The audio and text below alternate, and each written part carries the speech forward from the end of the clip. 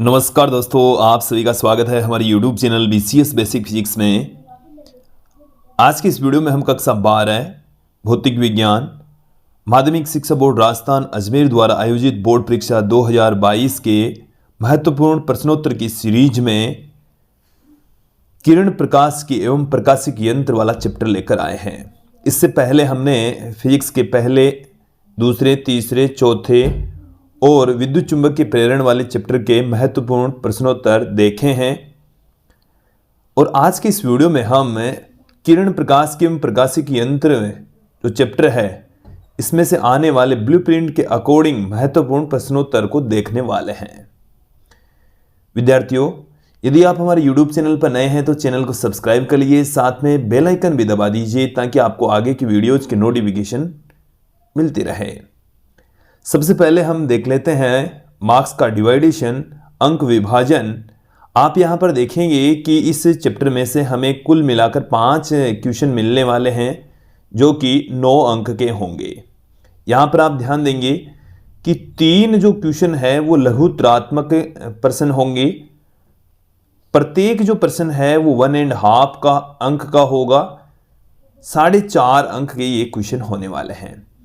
इस चैप्टर में से हमें एक न्यूमेरिकल क्वेश्चन भी मिलने वाला है जो कि 1.5 का होने वाला है, 1.5 अंक का ये होने वाला है।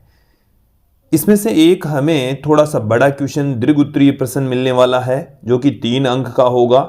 इसके साथ में हमें अथवा में एक क्वेश्चन और मिलने वाला है।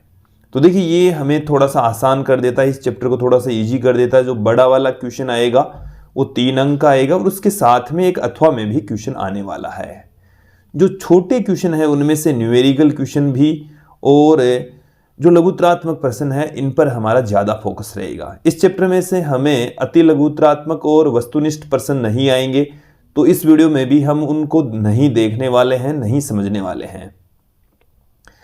विद्यार्थियों, अब इस वीडियो को स्टार्ट करते हैं और सबसे पहले हम बात करते हैं पहला क्वेश्चन।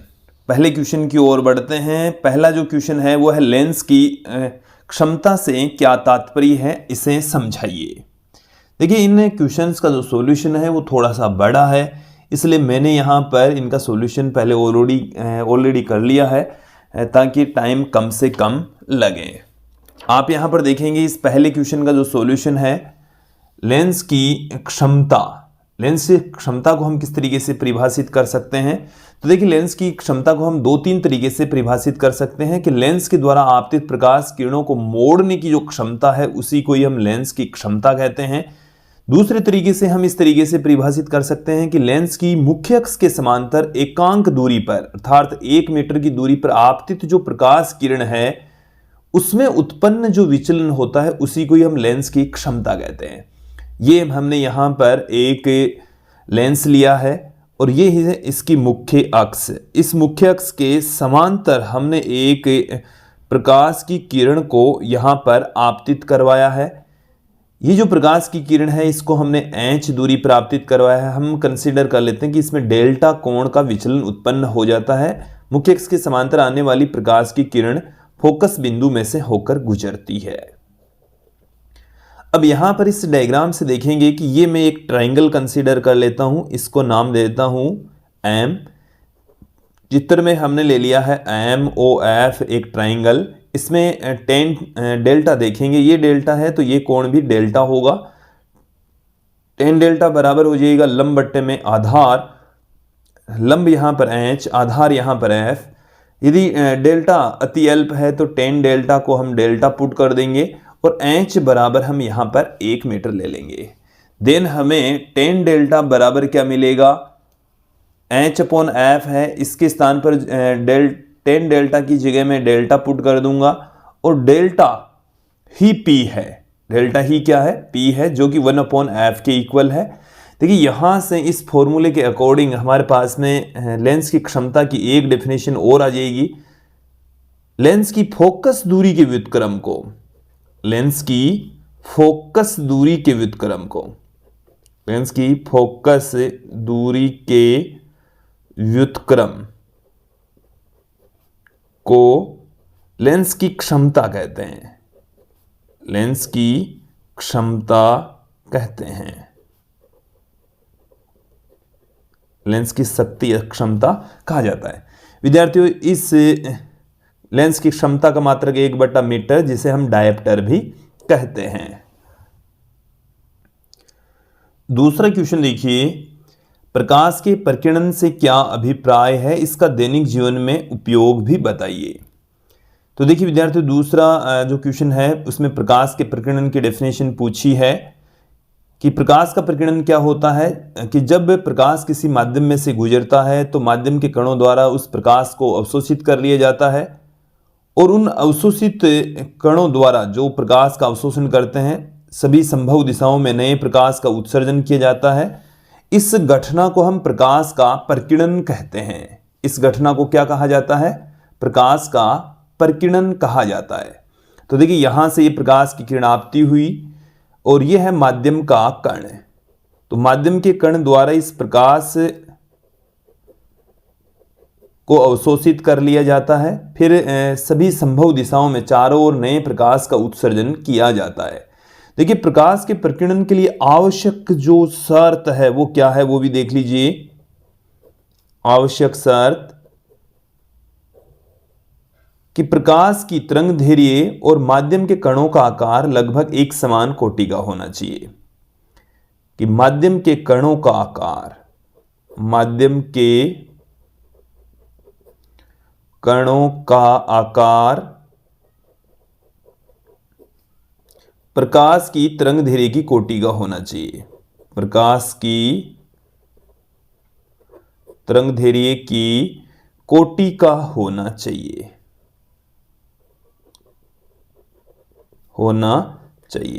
माध्यम के कणों का आकार यदि प्रकाश की तरंगदैर्घ्य की कोटि का है तो ही प्रकाश का प्रकीर्णन होगा, अन्यथा नहीं होगा। अब देखिए इसका उपयोग, मुख्य जो उपयोग है वो है कमरे में वस्तुओं का दिखाई देना। हम ये जानते हैं कि कमरे के अंदर यदि डायरेक्ट प्रकाश नहीं जा रहा फिर भी वहाँ पर वस्तुएं हमें दिखाई देती, उसके पीछे रीजन है कि जो उबड़ खाबड़ जो जगह होती है वहाँ से प्रकाश का प्रकीर्णन होता है, नए प्रकाश का चारों ओर उत्सर्जन होता है। कमरे जैसी जगह पर जहाँ प्रकाश सीधा नहीं जा रहा है, परावर्तित होकर और प्रकीर्णित होकर जाता है, तत्पश्चात वस्तुएं हमें दिखाई पड़ती है। इसके अलावा खतरे के जो निशान है वो हम लाल रंग के बनाते हैं ताकि वो लंबी दूरी तक दिखाई दे, क्योंकि अन्य रंगों का प्रकीर्णन हो जाता है, लाल रंग का प्रकीर्णन नहीं होता, इसलिए वो लंबी दूरी तक दिखाई देता है। प्रकीर्णन पर आधारित जो घटनाएं हैं उनमें से आकाश का रंग नीला दिखाई देना, सुबह और सूर्योदय और सूर्यास्त के समय सूर्य का लाल दिखाई देना भी प्रकाश के प्रकीर्णन के कारण से ही होता है। तीसरा जो क्वेश्चन है वो है सुमेलित कीजिए। हमें यहाँ पर दो कॉलम दे रखे हैं, कॉलम 1 और कॉलम 2। इसमें जो पहला कॉलम है उसमें अपवर्तनांक की कुछ वैल्यू दे रखे हैं, दूसरे कॉलम के अंदर हमें कुछ नियम और घटनाएं दे रखी है, हमें इनका मिलान करना। हालांकि मैंने पहले से ही ऑलरेडी ही मिलान कर दिया है कि म्यू अपवर्तनांक है, ये जो IP होता है इसको हम ध्रुवण कोण या बूस्टर कोण कहते हैं, ये बूस्टर के नियम पर आधारित है। हालांकि ये जो क्वेश्चन है वो हमने पुराना क्वेश्चन लिया है, पुराने पेपर से ये क्वेश्चन उठाकर लिया है। ये जो चैप्टर है वो अब सिलेबस में नहीं रहा है, बूस्टर का नियम सिलेबस में नहीं है।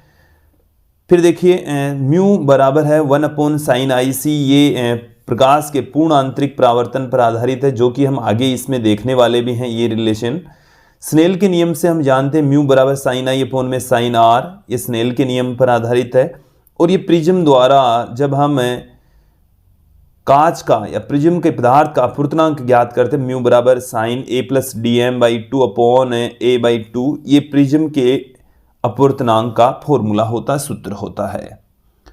अब हम बात करते हैं अगले क्वेश्चन की ओर चलते हैं, बढ़ते हैं। चौथा जो हमारा क्वेश्चन है वो है एक संयुक्त सूक्ष्मदर्शी का स्वच्छ नामांकित किरण आरेख बनाइए और संयुक्त सूक्ष्मदर्शी के दोनों लेंसों अभिदर्शक और नेत्रिका की फोकस दूरी कम क्यों होनी चाहिए, इसके बारे में बताना है।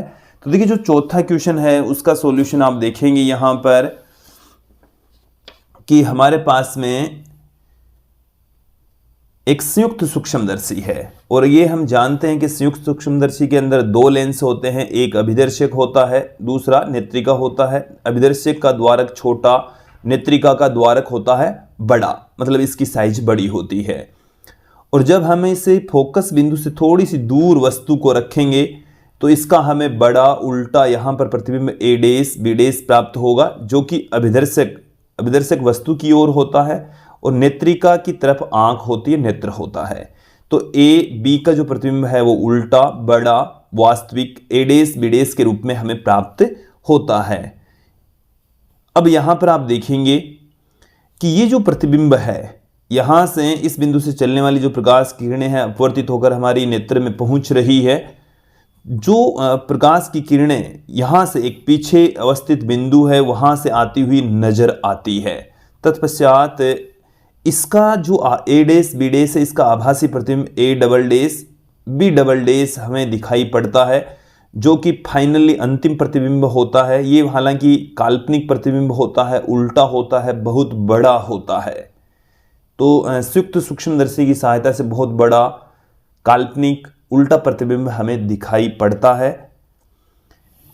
इस क्वेश्चन में हमें यह पूछा है कि संयुक्त सूक्ष्मदर्शी के आवर्धन क्षमता अधिक रखने के लिए, आवर्धन क्षमता को मैक्सिमम रखने के लिए अभिदर्शक तथा नेत्रिका दोनों की ही फोकस दूरी कम होनी चाहिए। देखिए विद्यार्थियों, इसे भी आप समझ लीजिए। संयुक्त सूक्ष्मदर्शी की आवर्धन क्षमता का फॉर्मूला हम जानते हैं कि स्मॉल एम बराबर होता है माइनस में वी ओ अपॉन में U O 1 into 1 plus D upon में एफ ई। वी ओ है अभिदर्शक लेंस के लिए प्रतिबिंब दूरी, जो कि देखिए इस डायग्राम में भी आपको बताऊंगा, यह है बिंब दूरी, डी न्यूनतम स्पष्ट दूरी और एफ ही है नेत्रिका लेंस की फोकस दूरी। तो यहां पर आप समझ लीजिए कि ये यू ओ है और ये है वी ओ, ये वी ओ है, ये हमारे पास में एफ ई है। क्लियर। और डी होती है न्यूनतम स्पष्ट दूरी। जैसे यहां पर हमारे पास में वस्तु रखी हुई है और उस वस्तु ए बी के द्वारा जो प्रतिबिंब है, इसको हम अल्फा से कह दें, न्यूनतम स्पष्ट दूरी पर जब बनता है तो उसके लिए हम इस तरीके से अलग से डायग्राम बनाकर दिखा सकते हैं, समझ सकते हैं। क्लियर। आप यहां पर एक बार इस फॉर्मूले को फिर से देखेंगे कि आवर्धन क्षमता होती है एम बराबर माइनस में वी ओ अपॉन में यू 1 प्लस में डी अपॉन में एफ ई। तो जो स्मॉल एम का मान है वो अधिक होने के लिए इस एफ ई की वैल्यू कम होनी चाहिए। ये तो हमारे समझ में आ गया कि नेत्रिका की फोकस दूरी कम होनी चाहिए। अब हमें यह है कि यू ओ भी कम होना चाहिए। देखो एक बार यू ओ कम होना चाहिए, ये मैंने लिख दिया है, यू ओ कम होना चाहिए। अब जब यू ओ कम होगा तो एफ ओ को भी कम रखना पड़ेगा, क्योंकि जो वस्तु है, एक बार डायग्राम को जरूर देखें, वस्तु है वो इस फोकस बिंदु से इधर रखनी है। वस्तु यहां रखी हुई है, ये इस फोकस बिंदु के इस तरफ है। हमें इस यूओ का मान कम रखना है। यूओ का मान कम रखना है तो एफओ का मान भी कम रखना पड़ेगा, क्योंकि एफओ तो इससे और छोटा होगा। तो एफओ जितना छोटा होगा उतना ही छोटा आप यूओ ले सकते हैं, और यूओ जब छोटा होता है तो लेंस की आवर्धन क्षमता अधिक से अधिक रखी जा सकती है।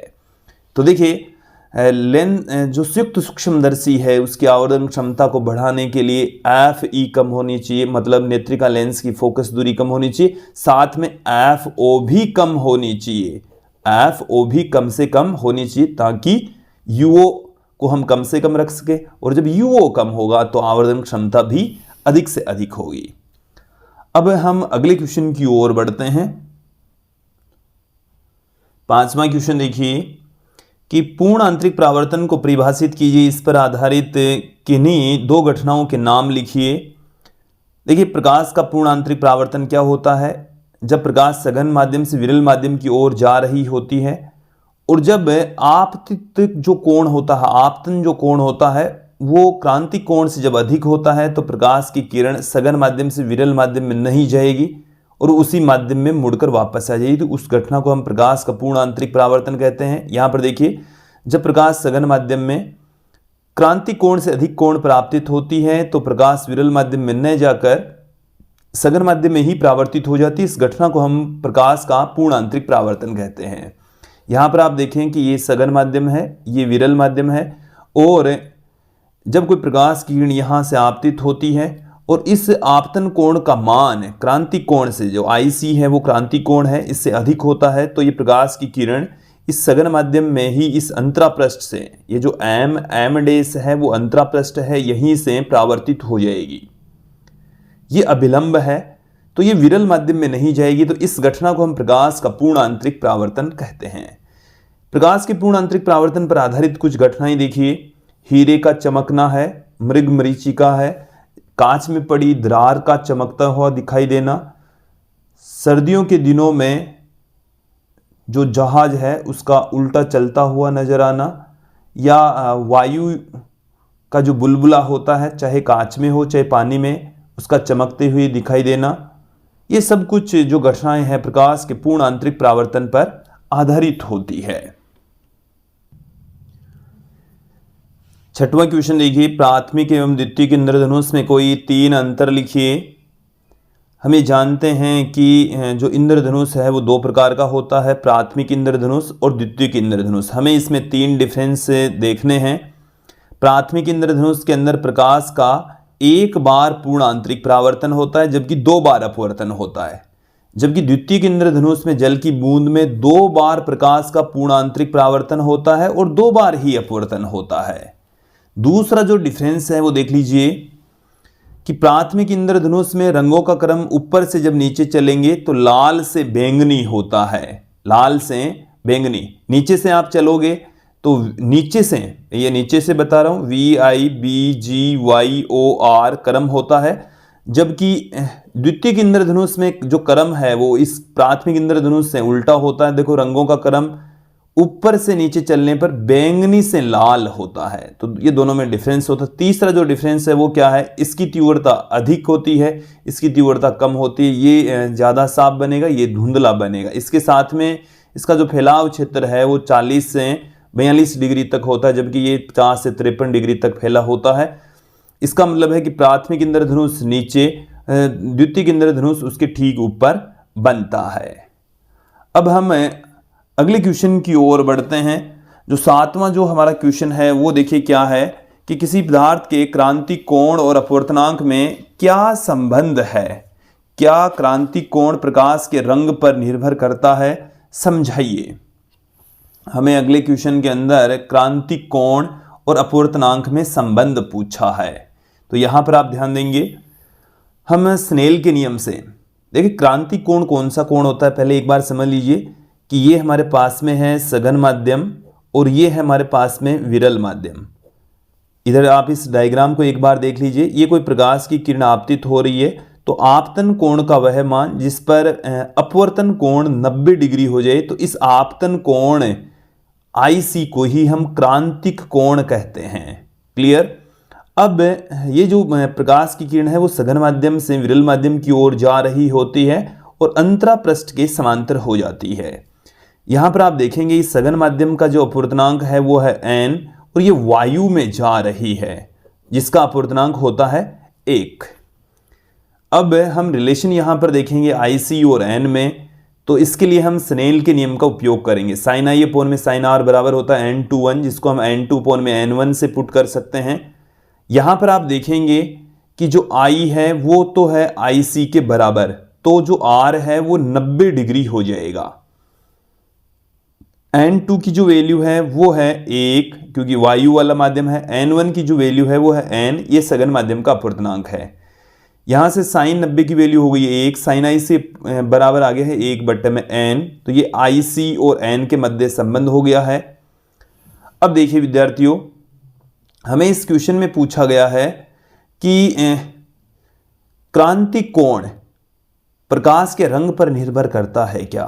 तो क्रांति कोण IC होता है, क्या प्रकाश के रंग पर निर्भर करता है। देखो यदि n प्रकाश पर निर्भर करता है तो IC भी निर्भर करेगा, जबकि हम ये जानते हैं कि जिस पदार्थ का अपवर्तनांक जितना ज़्यादा होता है, ये रिलेशन हमने प्रिज्म के अंदर पढ़ा है, प्रिज्म में देखा है कि विचलन कोण है वो n-1 इंटू a के बराबर होता है। तो जितना ज़्यादा किसी रंग का अपवर्तनांक होगा उस रंग का विचलन भी उतना ही ज़्यादा होता है। तो बैंगनी रंग का विचलन सर्वाधिक होता है, लाल रंग में विचलन सबसे कम होता है, अर्थात बैंगनी रंग का अपवर्तनांक सबसे ज्यादा और लाल रंग का अपवर्तनांक सबसे कम होता है। तो देखिए जिसका अपवर्तनांक जितना ज्यादा होता है उसके लिए क्रांति कोण उतना ही कम होगा। तो क्रांति कोण यदि मैं बात करूं रेड कलर का तो वो होता है सबसे ज्यादा, और क्रांति कोण बात करूं मैं वॉयलेट कलर का तो वो होता है सबसे कम। तो क्रांति कोण जो आईसी है वो क्या रंग पर निर्भर करता है? आईसी की रंग पर निर्भरता। तो क्या रंग पर निर्भर करता है? तो उसका आंसर है हां, करता है। क्लियर? 8वें क्वेश्चन की ओर बढ़ते हैं। 8वें क्वेश्चन में देखिए क्या है। 8वें क्वेश्चन को एक बार देख लीजिए कि एक वस्तु ए बी एक अवतल दर्पण के सम्मुख रखी है जैसा कि चित्र में दर्शाया गया है। हमें एक वस्तु ए बी दिखाई है, ये अवतल दर्पण दिखाया है, ये इसका फोकस बिंदु, ये इसका वक्रता केंद्र हमने दिखाया है, ये वस्तु ए बी है। हमें पूछा है वस्तु के प्रतिबिंब निर्माण को दर्शाने वाला किरण चित्र पूर्ण कीजिए। तो देखिए हम यहां से इसके बिंदु ए से दो प्रकाश की किरणें इस दर्पण पर आपतित करवाएंगे। एक मैंने प्रकाश की किरण यहां पर आपतित करवा दी है जो कि इसके फोकस बिंदु से होकर गुजरती है। परावर्तन के पश्चात मुख्य अक्ष के समांतर आपतित होने वाली प्रकाश की किरण परावर्तन के पश्चात फोकस बिंदु से होकर गुजरती है। दूसरी प्रकाश किरण मैंने फोकस बिंदु से होकर आपतित करवा दी है जो कि परावर्तन के पश्चात मुख्य अक्ष के समांतर हो जाती है। यहां पर आप देखेंगे कि दोनों प्रकाश की किरणें जहां पर भी प्रतिच्छेद करती है वहीं ए का प्रतिबिंब ए डैश, बी का प्रतिबिंब बी डैश प्राप्त हो जाएगा। तो देखिए जो प्रतिबिंब है वो सी और एफ के मध्य बनता है, उल्टा बनता है, वस्तु से छोटा बनता है, वास्तविक प्रतिबिंब बनता है। क्लियर? तो देखिए मैं प्रतिबिंब के बारे में मैं जानकारी दे देता हूं। प्रतिबिंब उल्टा बनेगा और उल्टा जो प्रतिबिंब है वो वास्तविक होता है। इसके अलावा जो प्रतिबिंब है वो छोटा बनेगा सी व एफ के मध्य, वक्रता केंद्र और फोकस बिंदु दोनों के बीच में बनने वाला है। इसके सेकंड पार्ट में पूछा है कि प्रतिबिंब की स्थिति और तीव्रता किस प्रकार प्रभावित होगी यदि दर्पण की परावर्तक सतह का निचला अर्ध भाग काला रंग दिया जाए। देखो नीचे से यदि यहां से इसको काला कर दें, इसको इस तरीके से यदि हम काला कर दें तो क्या प्रतिबिंब की स्थिति पर कोई इफेक्ट पड़ेगा? तो स्थिति पर तो कोई प्रभाव नहीं पड़ता, स्थिति पर कोई प्रभाव नहीं पड़ता, कोई प्रभाव नहीं पड़ता, लेकिन तीव्रता आधी हो जाएगी। तीव्रता क्या हो जाएगी? तीव्रता आधी हो जाएगी। क्लियर? तीव्रता पर प्रभाव पड़ता है जबकि स्थिति के ऊपर कोई इफेक्ट नहीं पड़ने वाला है, कोई प्रभाव नहीं पड़ेगा। क्लियर? अब हम अगले क्वेश्चन की ओर बढ़ते हैं। 9वें क्वेश्चन का पहला पार्ट देखिए। प्रिज्म के न्यूनतम विचलन की स्थिति में आपतन कोण तथा निर्गत कोण में क्या संबंध होता है? जब न्यूनतम विचलन की स्थिति होती है तो आपतन कोण और निर्गत कोण दोनों बराबर होंगे, दोनों इक्वल होंगे। फिर हमें पूछा है कि किस रंग के लिए प्रिज्म का अपवर्तनांक अधिकतम तथा न्यूनतम है। देखिए प्रिज्म के द्वारा जो प्रकाश की किरण है उसमें उत्पन्न जो विचलन का फॉर्मूला होता है डेल्टा बराबर होता है n-1a, ये फॉर्मूला होता है। ये हमने न्यूनतम विचलन की स्थिति के अंदर एक फॉर्मूला फाइंड आउट किया था, डेल्टा बराबर n-1a। तो यहां से जो विचलन है वो अपवर्तनांक के समानुपाती होता है। तो जिसमें विचलन सबसे ज्यादा उसका अपवर्तनांक भी सबसे ज्यादा। तो देखिए जो बैंगनी रंग होता है उसमें विचलन सबसे ज्यादा होता है, बैंगनी रंग के अंदर विचलन सबसे ज्यादा, लाल रंग में विचलन सबसे कम। तो बैंगनी रंग का जो अपवर्तनांक है वो सबसे ज्यादा होता है और लाल रंग का अपवर्तनांक सबसे कम होता है। क्लियर? तो अपवर्तनांक अधिकतम और न्यूनतम, तो बैंगनी रंग का तो होगा अधिकतम, अधिकतम किसका होगा? बैंगनी रंग का होगा, बैंगनी, और न्यूनतम किसका होगा? लाल रंग का होगा। क्लियर? अब देखिए जो 10वां क्वेश्चन है वो पूछा है हमारे को कि सूर्य का सूर्योदय सूर्यास्त के समय लाल दिखाई देने का क्या कारण है। देखिए सूर्योदय और सूर्यास्त के समय सूर्य की जो किरणें हैं वो वायुमंडल में लंबी दूरी तय करके हमारे तक पहुंचती है। सूर्य के प्रकाश में 7 रंग होते हैं, लेकिन अन्य रंगों का वायुमंडल के कणों द्वारा प्रकीर्णन हो जाता है। लाल रंग की जो तरंगदैर्घ्य है वो सर्वाधिक होती है, उनका प्रकीर्णन न्यूनतम होता है। तत्पश्चात लाल रंग का प्रकाश हमारे तक पहुंचता है। इस वजह से सूर्योदय और सूर्यास्त के समय सूर्य लाल दिखाई पड़ता है। तो इसका जो रीजन है वो है प्रकाश का प्रकीर्णन। प्रकाश के प्रकीर्णन के कारण से ऐसा होता है। क्लियर। इंद्रधनुष दिखाई देने का क्या कारण है? तो देखिए इंद्रधनुष वर्ण विक्षेपण की घटना पर आधारित होता है। वर्ण विक्षेपण की घटना पर आधारित होता है। इसके साथ में ये पूर्ण आंतरिक परावर्तन पर भी आधारित होता है। पूर्ण आंतरिक परावर्तन की घटना पर भी आधारित होता है। हमें इसके सी पार्ट में पूछा है उस सिद्धांत का नाम लिखिए जिस पर प्रकाशिक तंतु काम करता है। तो हम ये जानते हैं कि जो प्रकाशिक तंतु है वो प्रकाश के पूर्ण आंतरिक परावर्तन पर आधारित होता है। प्रकाश के पूर्ण आंतरिक परावर्तन पर आधारित युक्ति होती है। अब हम देखते हैं अगला क्वेश्चन, मृगमरीचिका क्या है समझाइए। मृगमरीचिका प्रकाश के पूर्ण आंतरिक परावर्तन पर आधारित एक घटना होती है जिसमें गर्मियों के दिनों में रेगिस्तान जैसी जगह पर जब तेज प्रकाश गिरता है, तो देखिए इसे भी हम समझ लेते हैं। विद्यार्थियों, यदि आप हमारे YouTube चैनल पर नए हैं, अभी तक चैनल को सब्सक्राइब नहीं किया है तो प्लीज़ चैनल को सब्सक्राइब कर लीजिए, साथ में बेल आइकन भी दबा दीजिए। इस वीडियो को अपने क्लासमेट्स के साथ में, अपने सहपाठियों के साथ में अधिक से अधिक शेयर करें ताकि हम अगला वीडियो जल्दी से जल्दी लेकर आएँ। देखिए मृगमरीचिका क्या होता है। ये जो घटना घटित होती है वो रेगिस्तान जैसे इलाके में होती है जहाँ पर तेज धूप गिरे। समझा देता हूँ मैं कि यहाँ पर कोई मृग या आदमी जब खड़ा होता है तो दूर जो खड़ा पेड़ है वो उसका उल्टा प्रतिबिंब भी दिखाई पड़ता है। दूर खड़े मृग या आदमी को ऐसा लगता है कि इस पेड़ के यहाँ पर पानी भरा हुआ है, उसकी वजह से इस पेड़ का उल्टा प्रतिबिंब यहाँ पर हमें दिखाई पड़ता है। एक्चुअल में ये पूर्ण आंतरिक परावर्तन के कारण से दिखाई देता है। ऐसा क्या होता है समझ लीजिए कि गर्मियों के दिनों में ये जो पृथ्वी है, ये पृथ्वी का पृष्ठ है, भूमि है, और ये गर्म होती है। तो गर्म होगी तो यहाँ की जो वायु है, ये वाली जो वायु है ये विरल वायु होती है। ये विरल वायु देखिए क्यों होती है विरल वायु, उसके पीछे समझ लीजिए रीजन कि गर्म होने के कारण से जो वायु है उसके पार्टिकल्स ऊपर चले जाएंगे, ये विरल माध्यम बन जाएगा और इससे थोड़ा सा ऊपर इसके ऊपर एक सघन माध्यम बन जाएगा। प्रकाश की किरणें यहाँ से टकराकर सघन माध्यम में ही पूर्ण आंतरिक परावर्तित होकर हमारे आंखों में या मृग की आंखों में पहुँचती है। तो इन्हें ऐसे लगता है जैसे प्रकाश की किरण नीचे से आ रही है, यहाँ से आती हुई प्रतीत होती है। तो इस बिंदु का प्रतिबिंब यहाँ पर दिखाई पड़ता है, पेड़ का उल्टा प्रतिबिंब दिखाई पड़ता है। दूर से देखने पर ऐसा लगता है जैसे यहाँ पर पानी भरा हुआ हो। तो मृग को एक भ्रम उत्पन्न हो जाता है। इस घटना को हम मृगमरीचिका कहते हैं जो कि प्रकाश के पूर्ण आंतरिक परावर्तन पर आधारित होती है।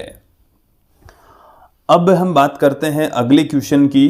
तो जो अगला हमारा जो क्वेश्चन है विद्यार्थियों वो है गोलीय दर्पण के लिए। देखिए 12वां क्वेश्चन देखेंगे कि गोलीय दर्पण की फोकस दूरी f व वक्रता त्रिज्या कैपिटल R में संबंध स्थापित कीजिए। हम एक गोलीय दर्पण लेंगे और उस गोलीय दर्पण की वक्रता त्रिज्या इसे कैपिटल R से पुट कर रहे हैं और फोकस दूरी के मध्य रिलेशन स्थापित करना है। इसके लिए हमने यहाँ पर एक गोलीय दर्पण ले लिया है। ये इसकी मुख्य अक्ष हमने ले ली है। इस मुख्य अक्ष के समांतर यहाँ से प्रकाश की किरण को आपतित करवाया है जो कि फोकस बिंदु से होकर जा रही है। ये जो इसका अभिलंब है वो वक्रता केंद्र से होकर जा रहा है। एन एंडेस के रूप में हमने दिखाया है। आपतन कोण थीटा, परावर्तन कोण भी थीटा, ये एंगल भी थीटा हो जाएगा। और यदि इनको हम एकांतर कोण देखें तो ये 2 थीटा, तो ये वाला एंगल भी 2 थीटा हो जाएगा। यहाँ पर हमने इस आपतन बिंदु को नाम दे दिया है एम, इसका जो ध्रुव है उसको नाम दे दिया पी। इस ट्राइंगल की सहायता से आप देखेंगे टेन थीटा बराबर लंब हो गया है एम पी, आधार हो गया है सी पी। और यदि जब थीटा बहुत छोटा होता है तो टेन थीटा को थीटा, और थीटा बराबर हमारे इसकी जगह हम थीटा पुट कर देंगे तो एम पी अपॉन में सी पी इक्वेशन नंबर 1 आ जाती है। फिर इसी डायग्राम से हम देखेंगे टेन टू थीटा, इस वाले ट्राइंगल के अंदर टेन टू थीटा लंब बट्टे में आधार एम पी बट्टे में एफ पी। और जब थीटा बहुत छोटा होता तो टेन टू थीटा को 2 थीटा पुट कर देंगे, 2 थीटा बराबर एम पी अपॉन में एफ पी, इसको हम दे देंगे इक्वेशन नंबर 2। थीटा की वैल्यू यहाँ से उठाकर यहाँ पुट कर देंगे तो ये आ गया हमारे पास में एम पी अपॉन में सी पी बराबर एम पी अपॉन में एफ पी। एम पी से एम पी कैंसिल हो गया, एफ पी बराबर आ गया है सी पी बट्टा 2, सी पी बट्टे में 2। अब यदि हम यहाँ पर चिन्ह परिपाटी अप्लाई कर दें, चिन्ह परिपाटी यदि यहाँ पर हम लगा दें तो हमारे पास में एक रिलेशन आ जाएगा F बराबर R बट्टा 2, गोलीय दर्पणों की फोकस दूरी F, वक्रता त्रिज्या R, तो वक्रता त्रिज्या की आधी होती है, फोकस दूरी गोलीय दर्पण की वक्रता त्रिज्या की आधी होती है। ये रिलेशन हमारे को मिल गया है, प्राप्त हो गया है। अब हम पुनः बढ़ते हैं, आगे की ओर चलते हैं। देखिए जो 13वां जो क्वेश्चन है उसमें हमें पूछा गया है कि समांतर फलकों के स्लेब, समांतर फलक हैं और उसके स्लेब से अपवर्तित किसी प्रकाश किरण का पार्श्विक विस्थापन का चित्र आरेख खींचकर समझाइए। देखिए इस तरीके से हमारे पास में एक कांच की स्लेब है, आयताकार कांच की स्लेब है और इसके ऊपर हम कोई प्रकाश की किरण इस तरीके से आपतित करवा रहे हैं। ये वाली जो प्रकाश की किरण है ये आपतन की हमने यहाँ से मूल पथ इसका दिखाया है, इस तरीके से जाएगी। लेकिन एक्चुअल में क्या होता है, ये यहाँ पर कांच है, ये यहाँ पर वायु है। तो वायु से जब कांच में ये प्रवेश करती है तो अपने मूल पथ से थोड़ी सी विचलित हो जाएगी। ये वाली जो प्रकाश की किरण है यह आपतित प्रकाश किरण है, ये आपतन कोण है। तो यहां से आप देखेंगे कि ये प्रकाश की किरण यहां से थोड़ी सी मुड़ जाती है और जब यहां से ये बाहर निकलती है तो ये तो हो गया है सघन माध्यम, ये हो गया है विरल माध्यम। सघन माध्यम से जब ये विरल माध्यम की ओर चलती है तो ये अभिलंब से थोड़ी दूर हट जाती है। यहां पर भी एक अभिलंब और बनाया हमने, ये दूर हट जाएगी। तो आपतन की आपतित किरण और निर्गत किरण के बीच की जो डिस्टेंस होती है, जिसे हमने डी से लिखा है, इसको हम कहते हैं पार्श्विक विस्थापन। पार्श्विक विस्थापन। तो एक बार इसको समझ लीजिए कि आयताकार कांच की स्लेब के अंदर 2 पृष्ठ हैं पी क्यू। इसके ऊपर ये प्रकाश की किरण वायु से कांच में प्रवेश करती है, मतलब विरल माध्यम से सघन माध्यम में प्रवेश करती है। तो ये अभिलंब की ओर मुड़ जाती है, इस तरीके से विचलित हो जाती है। और जब आरएस पृष्ठ से बाहर निकलती है तो अभिलंब से दूर हट जाएगी। और आपतित किरण और निर्गत किरण, ये वाली जो किरण है इसको हम क्या कहेंगे, निर्गत प्रकाश कहेंगे। दोनों एक दूसरे के समांतर होती है, ये वाला और ये वाली दोनों प्रकाश की किरण एक दूसरे के समांतर होगी और इन दोनों के बीच की जो सीधी दूरी होती है उसको हम पार्श्विक विस्थापन कहते हैं। उसे क्या कहा जाता है, पार्श्विक विस्थापन कहा जाता है, लेटरल डिस्प्लेसमेंट कहा जाता है। विद्यार्थियों ये थे कुछ लघुत्रात्मक प्रश्न। अब हम थोड़ा सा और आगे बढ़ते हैं विद्यार्थियों। अब जो हम क्वेश्चन लेंगे वो लेने वाले हैं कुछ आंकिक प्रश्न, और आंकिक प्रश्न भी एक पूछा जाएगा। 14वां क्वेश्चन देखेंगे आप कि किसी व्यक्ति के पढ़ने के चश्मे के लेंस की फोकस दूरी क्या होनी चाहिए, जिसके लिए स्पष्ट दृष्टि की न्यूनतम दूरी कैपिटल डी का मान 50 सेंटीमीटर है। देखिए हमें चश्मे के लेंस की फोकस दूरी ज्ञात करनी है और पढ़ने के पढ़ने के लिए तो जो u है वो 25 सेंटीमीटर हो जाएगा, और पढ़ रहे हैं तो माइनस में 25 सेंटीमीटर हो जाएगा। v d के बराबर होगा, न्यूनतम स्पष्ट दूरी के बराबर, जो कि 50 सेंटीमीटर पर है। हमें f की वैल्यू ज्ञात करनी है। हम किसी लेंस के लिए लेंस फॉर्मूला जानते हैं, 1/f बराबर होता है 1/v माइनस 1/u। तो 1/f बराबर v की जो वैल्यू है वो माइनस में 50, u का जो मान है वो है माइनस में 25। ये हमारे पास में आ गया माइनस में 50 प्लस 1/25, 1/f बराबर आ गया है 50, लघुत्तम आ गया है -1 + 2, तो 1/50 f बराबर आ गया है 50 सेंटीमीटर। और देखो इसका मान प्लस में आ रहा है, तो 50 सेंटीमीटर वाला हमें उत्तल लेंस की आवश्यकता है। 50 सेंटीमीटर के उत्तल लेंस की जरूरत पड़ेगी। अब हम आगे बढ़ते हैं थोड़ा सा, कि हमें 15वें क्वेश्चन के अंदर दे रखा है कि दो पतले लेंस जिनकी क्षमता 5d और -3d है परस्पर संपर्क में रखे हैं, संयोजन की फोकस दूरी ज्ञात कीजिए। तो देखिए P1 बराबर हमें दे रखा है प्लस में 5d डायप्टर, और P2 बराबर हमें दे रखा है माइनस में 3d। हमें फोकस दूरी पूछी है, तो पहले हम तुल्य शक्ति ज्ञात कर लेते हैं, जो कि P1 + P2 5 - 3 2 डायप्टर आ जाएगी। अब F बराबर देखिए 1/P, तो 1/2, तो ये हमारे पास में आ गया है 0.5 मीटर, जिसे हम 50 सेंटीमीटर कह सकते हैं। और प्लस में आ रही है, इसका मतलब जो संयोजन है वो उत्तल लेंस वाला संयोजन है। अगले क्वेश्चन की ओर बढ़ते हैं।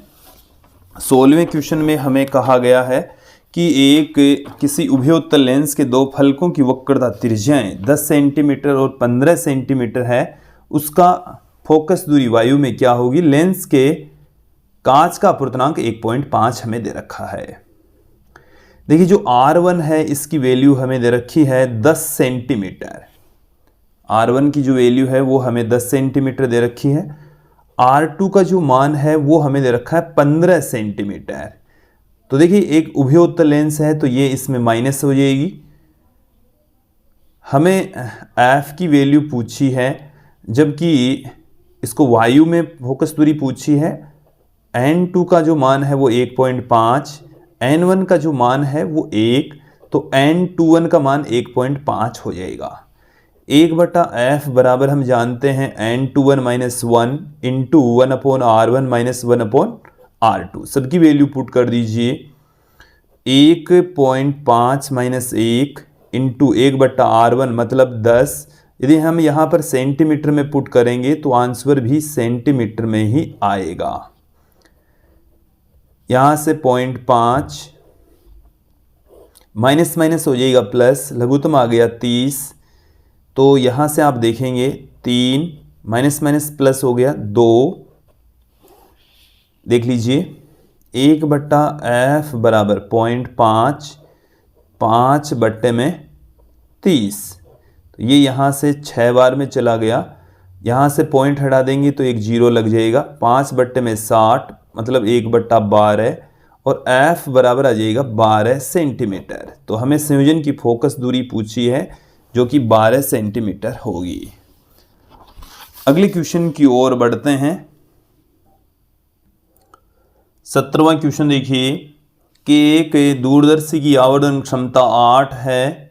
जब इसे समांतर किरणों से समन्वित करते हैं तब नेत्रिका और अभिदर्शक लेंस के बीच की दूरी 18 सेंटीमीटर है। दोनों लेंसों के बीच फोकस दूरियां ज्ञात कीजिए। देखिए FO का मोड और FE का मोड का जो योग है वो है 18 सेंटीमीटर। आवर्धन क्षमता का जो मोड है वो हमें दे रखा है 8। विद्यार्थियों जो संयुक्त सूक्ष्मदर्शी है जो दूरदर्शी है उसकी आवर्धन क्षमता का फॉर्मूला होता है m बराबर माइनस में FO/में FE। यदि हम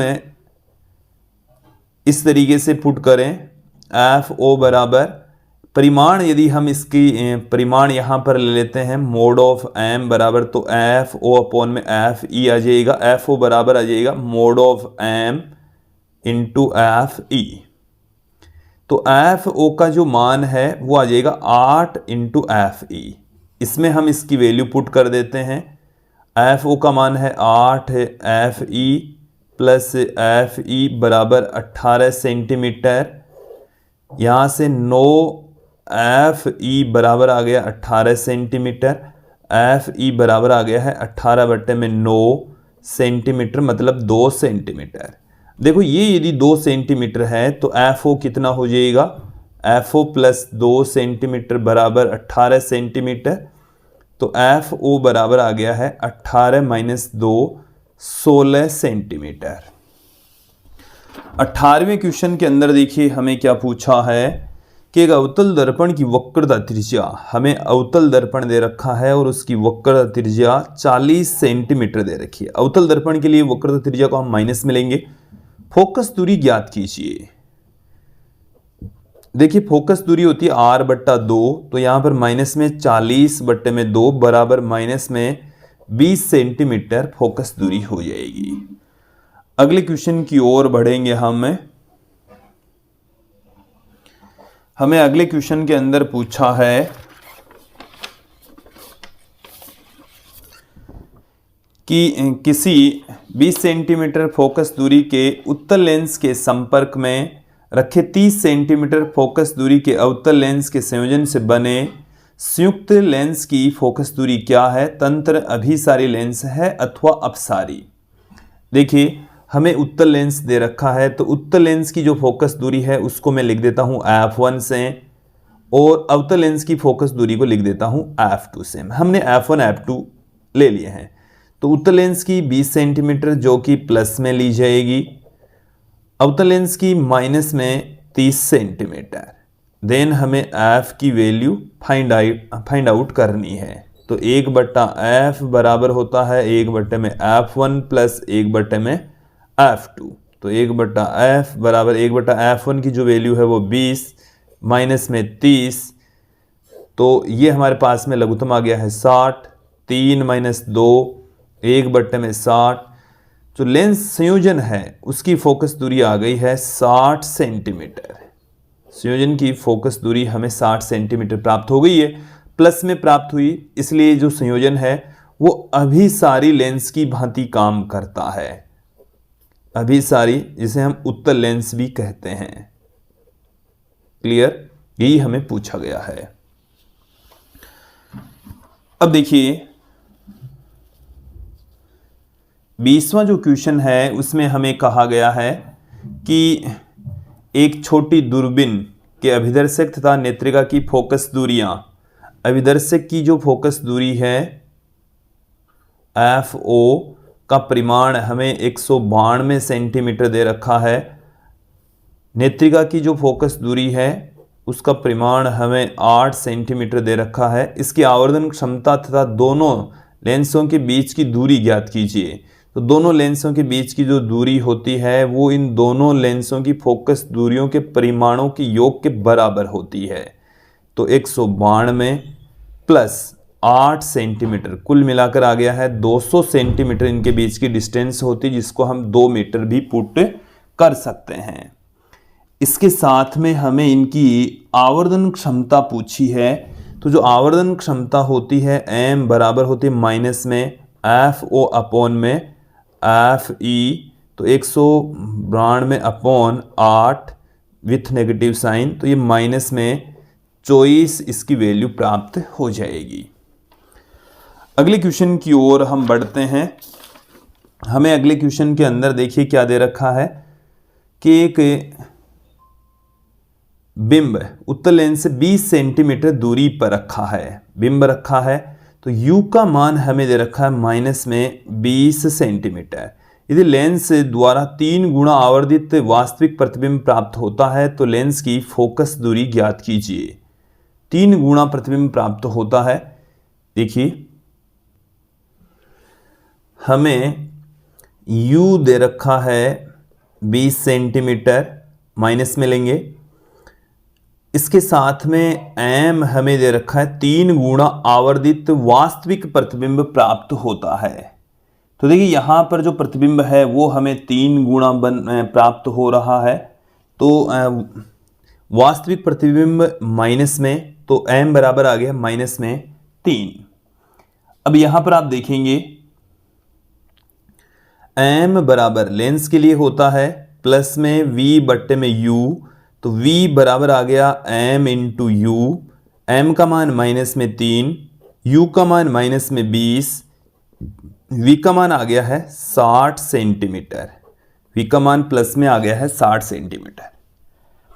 अब यहाँ पर हम लेंस फॉर्मूला लगा देंगे, तो 1/f बराबर 1/v माइनस 1/u, तो 1/f बराबर v की जो वैल्यू है वो है 60, u का जो मान है वो है 20, माइनस में, तो ये माइनस माइनस प्लस हो जाएगा, लघुत्तम आ गया 60, 1 + 3, 4/60, 1/15, और f बराबर आ जाएगा 15 सेंटीमीटर।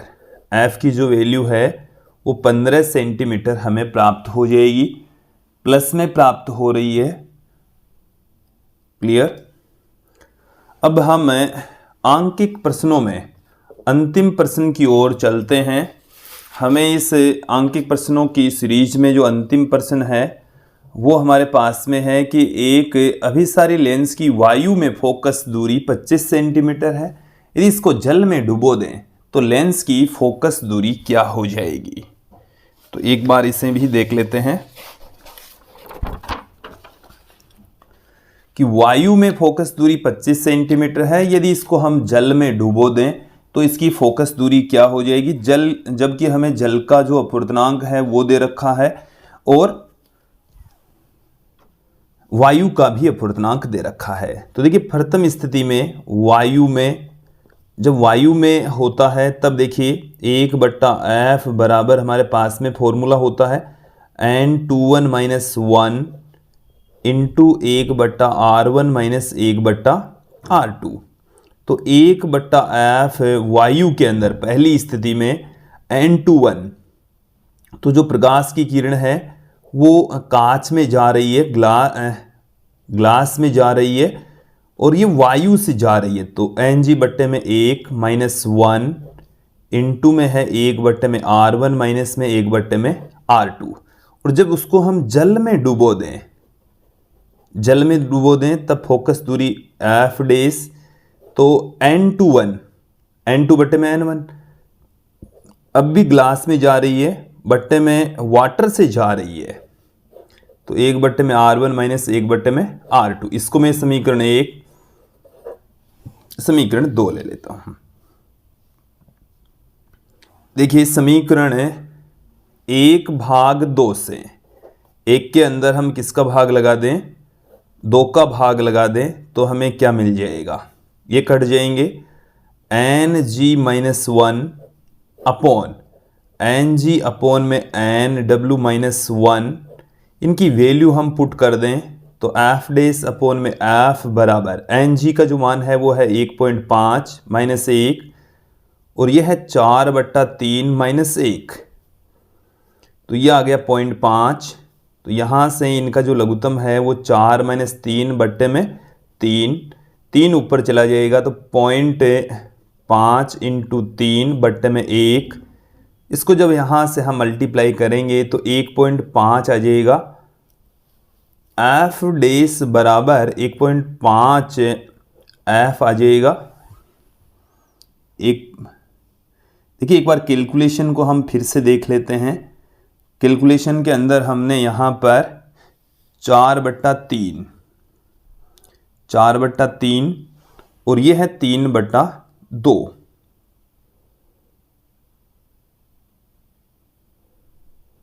तो यहाँ पर Ng की जो वैल्यू है, Ng की वैल्यू भी हमें पुट करनी है जो कि 3/2 है। तो 3 यहाँ पर आप ध्यान दीजिए 3/2 और आएगा यहाँ पर। तो यहाँ पर 3 देखिए एक बार यहाँ से एक बार फिर से इस कैलकुलेशन को देख लेते हैं। Ng का मान है 3/2 माइनस 1, इस एन जी का मान है 3/2, एन डब्ल्यू का मान है 4/3, तो ये ऊपर चला जाएगा यहां से, फिर -1, तो ये तो आ गया है हमारे पास में 3/2 -1, तो 1/2 आ गया है। ये आ गया 9/8 -1, तो ये हमारे पास में यहां पर आ जाएगा 1/2, ये 9, तो 1/8 आ जाएगा, ये ऊपर चला जाएगा, तो 4 यहां से हमें प्राप्त होने वाला है। तो देखिए जो फोकस दूरी है एफ डेस बट्टे में एफ, वो आ गई है 4, तो एफ डेस बराबर आ गई है 4F, तो 4 गुणा में 25 बराबर आ गया है 100 सेंटीमीटर। तो इसका जो आंसर है वो 100 सेंटीमीटर होने वाला है। विद्यार्थी ये थे कुछ महत्वपूर्ण आंकिक प्रश्न। अब हम इस चैप्टर में से दीर्घ उत्तरीय एक प्रश्न भी आने वाला है, उसके साथ में एक अथवा वाला क्वेश्चन भी यहाँ पर मिलने वाला है। मैं आपको यहाँ पर 5 क्वेश्चन आपको बताने जा रहा हूँ, कम से कम एक और हो सकता है दोनों ही क्वेश्चन यहाँ से मिल जाएं। आप लोग इसको ध्यानपूर्वक देख लीजिए। इनका जो सॉल्यूशन है वो हमने इस वीडियो की डिस्क्रिप्शन में दे रखा है, वहाँ पर जाकर इनका सॉल्यूशन देख सकते हैं। विद्यार्थियों इस वीडियो को अधिक से अधिक अपने क्लासमेट्स के साथ में शेयर करें, अपने फ्रेंड्स के साथ में शेयर करें, ताकि अधिक से अधिक विद्यार्थी इसका लाभ ले सकें। यदि आपने अभी तक चैनल को सब्सक्राइब नहीं किया है तो चैनल को भी सब्सक्राइब कर लीजिए, साथ में बेल आइकन वो भी दबा दीजिए, ताकि आपको अगला जो वीडियो है उसकी भी तुरंत नोटिफिकेशन प्राप्त हो सके। देखिए जो अगले जो प्रश्न है वो आप एक एक करके देख लेते हैं। उभयोत्तर लेंस के लिए लेंस मेकर सूत्र की स्थापना कीजिए, आवश्यक किरण आरेख बनाइए। ये बोर्ड एग्जाम में आने की प्रबल संभावना है। यदि एक क्वेश्चन इसको पूछे जाने की प्रबल संभावना है। संयुक्त सूक्ष्मदर्शी का किरण आरेख बनाइए, ये हमने वैसे एक छोटे क्वेश्चनों में भी देख लिया था। इसकी आवर्धन क्षमता का आवश्यक सूत्र भी हमें पूछा जा सकता है, ये भी काफ़ी इंपॉर्टेंट है। और पहले जो 3 क्वेश्चन है इनमें से काफ़ी ज़्यादा महत्वपूर्ण है। जो 25वां क्वेश्चन है वो है किसी प्रिज्म के लिए आपतन तथा विचलन कोण के बीच ग्राफ खींचिए। प्रिज्म के लिए अपवर्तनांक, प्रिज्म कोण और न्यूनतम विचलन कोण के मध्य संबंध भी स्थापित कीजिए। तो ये जो क्वेश्चन है वो तीनों ही काफ़ी महत्वपूर्ण क्वेश्चन है। तो तीनों में से एक क्वेश्चन पूछे जाने की प्रबल संभावना है। अब हम थोड़ा सा आगे बढ़ते हैं। अब देखिए जो 26वां क्वेश्चन है उसमें हमें पूछा है अपवर्ती दूरदर्शी का एक नामांकित किरण आरेख बनाइए, इसके आवर्धन क्षमता का व्यंजक प्राप्त कीजिए। परावर्ती दूरदर्शी की तुलना में अपवर्ती दूरदर्शी में जो कमियां होती है उस कमियों को भी उजागर करना है। अब देखिए इस का जो अंतिम जो क्वेश्चन है वो है कि संपर्क में रखे 2 पतले लेंसों के संयोजन से प्राप्त संयुक्त लेंस की परिणामी शक्ति के लिए सूत्र व्युत्पन्न कीजिए, किरण आरेख चित्र भी बनाइए। तो विद्यार्थियों ये थे कुछ महत्वपूर्ण प्रश्नोत्तर जो कि हमने ऑप्टिक्स से लिए हैं। किरण प्रकाशिकी के अंदर आने वाले जो कुछ महत्वपूर्ण प्रश्नोत्तर है उनको हमने आपके सामने रखा है। तो किरण प्रकाशिकी एवं प्रकाशिक यंत्र से कुल मिलाकर 5 क्वेश्चन आएंगे, 9 अंक के आएंगे, और हमने उनमें से ज़्यादातर जो महत्वपूर्ण प्रश्न है उनको शामिल किया है। आज के इस वीडियो में इतना ही। अगला जो हमारा वीडियो है वो जल्दी ही आपके लिए आने वाला है, dual nature of light and matter. तो हमारे साथ में बने रहिए। आज के इस वीडियो में इतना ही। धन्यवाद दोस्तों।